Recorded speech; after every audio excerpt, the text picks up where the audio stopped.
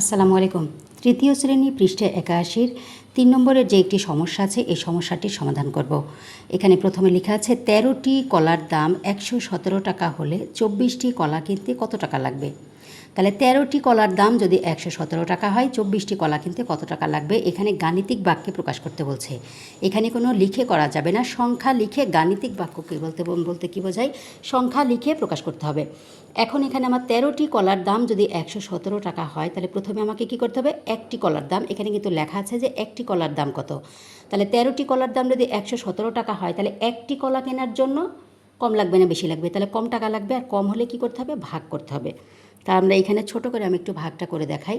১৩ দিয়ে যদি আমরা এইভাবে লিখি যে ১৩টি কলার দাম ১১৭ টাকা, সুতরাং একটি কলার দাম ১৩ দিয়ে ১১৭কে আমরা ভাগ করে দেব। তাহলে ভাগ করলে কত হয়, ১৩ দিয়ে, যেহেতু এখানে ৭ আছে, আমরা ৩ ৯ ২৭ যদি ৯ বার দিয়ে দিই তাহলে মিলে যাবে। ৩ ৯ ২৭ ৭ থেকে ২, ৯কে ২ ৯ 2 11 মিলে গেছে। তার মানে একটি কলার দাম কত, ৯ টাকা। এখন এখানে আমরা কিভাবে লিখব, ১৩টি কলার দাম যদি ১১৭ টাকা হয়, তাহলে ১১৭ টাকা আগে বসবে, আর তারপরে ১৩টি কলা, এখানে কলার সংখ্যা কতটি আছে, ১৩টি। তাহলে এখানে লিখবো হচ্ছে ১৩টি। আর এখানে আমরা কী করলাম, তাহলে এখানে দিয়ে ভাগ করতে হবে। তাহলে ভাগ করলে কয় টাকা বের হয়েছে, ৯ টাকা। তার মানে ৯ টাকা একটি কলার দাম। এখন পরের ধাপে বের করতে বলছে, এটা হলো দ্বিতীয় ধাপ। প্রথম ধাপের কাজ শেষ। এখন দ্বিতীয় ধাপে বলছে ২৪টি কলা কিনতে কত টাকা লাগবে। তাহলে এখানে আমার বের হয়েছে যে একটি কলার দাম কয় টাকা, ৯ টাকা। তাহলে একটি কলার দাম যদি ৯ টাকা হয়, তাহলে ২৪টি কলা কেনার জন্য আরও বেশি টাকা লাগবে, আর বেশি হলে কী করতে হয়, গুণ।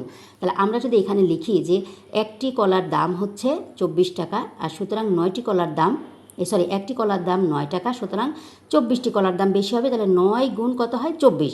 তাহলে আমরা এখানে প্রথমে কি লিখে দিব, এখানে তাহলে ৯ আর এখানে গুণ চিহ্ন দিয়ে কত লিখব, ২৪। এবার ৯ আর ২৪ যদি গুণ করা যায়, ৪ ৯ ৩৬, ৬ হাত থেকে ৩, ৯ দুগুণে ১৮, ৩ কত হয়, ২১, ২১৬ টাকা লাগবে। তাহলে এই উত্তর হচ্ছে ২১৬ টাকা। আশা করি সবাই বুঝতে পেরেছেন। ধন্যবাদ সবাইকে। আসসালামু আলাইকুম।